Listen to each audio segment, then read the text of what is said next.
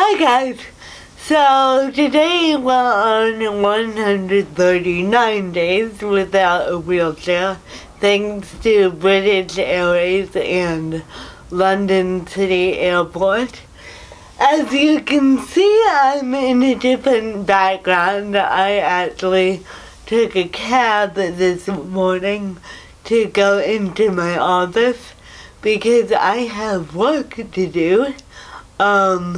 But that means, of course, I have to spend about 30 quid on a cab to and from the office, which I would not need to take if I had my wheelchair. And also, I can no longer get into and out of my office by myself. But I'm here today, we're filming, trying to get some work done despite all the circumstances because I have stuff to do and life doesn't stop just because a corporate company won't take responsibility for their actions.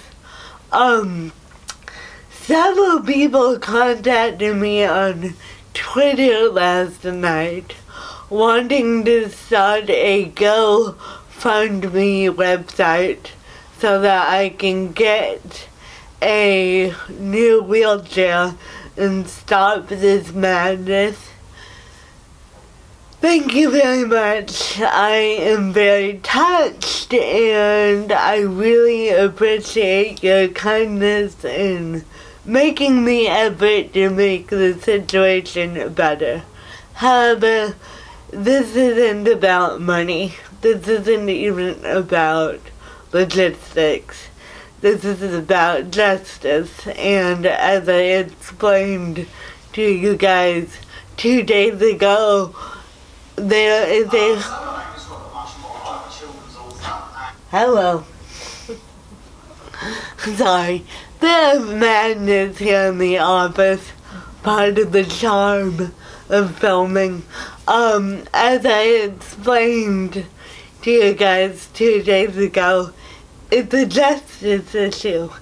And there's a hole in our legal system that companies such as British Airways and London City Airport are trying to exploit. And to take the pressure off of them and to go out and buy me a new wheelchair is actually enabling injustice. And that's not good for anyone.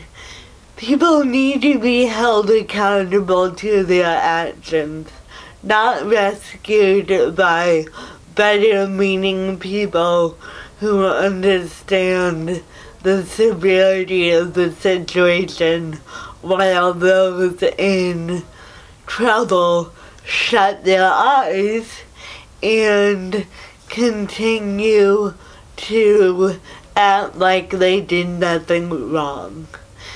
And the way to do that is to make sure that we see the action of British Airways and London City Airport plainly, uninhibited by people wanting to fix the situation themselves.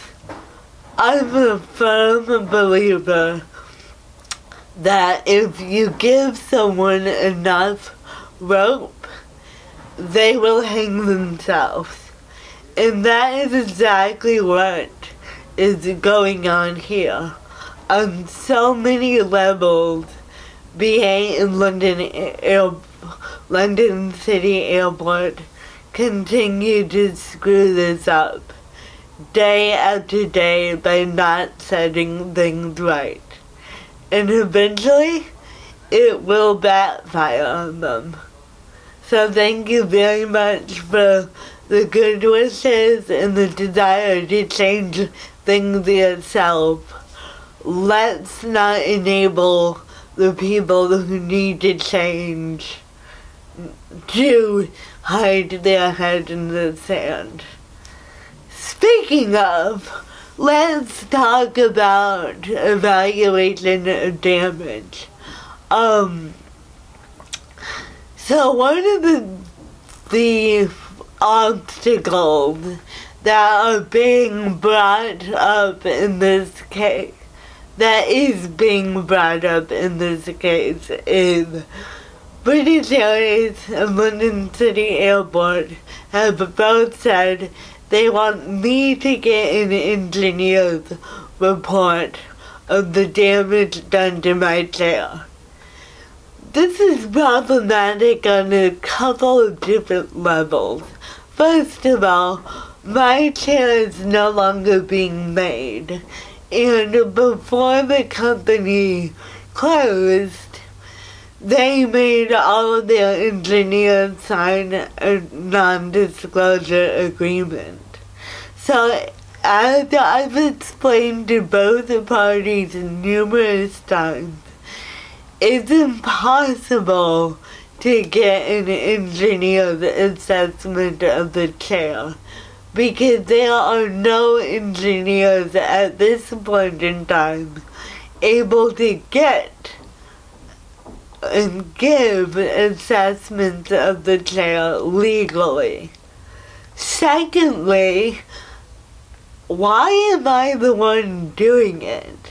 Surely if I were to bring a engineer's report to BA in London City Airport, they would flag this up as being biased.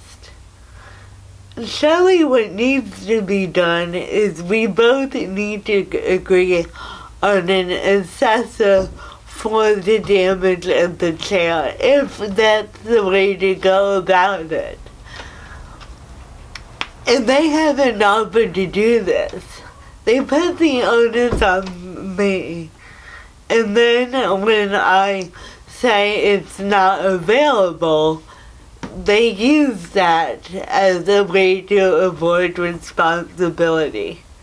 Thirdly, and this is perhaps what is most disturbing about the whole thing, are they suggesting that I'm making up what happened and that the damage I say is done to my wheelchair hasn't really occurred? Because it's evident to me that when I turn on my chair, an alarm bells start going off. There's a problem. When the chair starts driving itself and no one touched the controls, that is a problem. And to say, well, we need proof, that seems a bit suspicious to me. I'm just pontificating, but would you need proof if you cut off someone's legs? Or would that be evident? Because that is essentially what has happened here. I'm not faking this. I would be more than happy to get an engineer's assessment, but I can't. Let's work this together and stop stalling, asking for something that is impossible. All it does is prolong the situation and make BA in London City Airport look worse.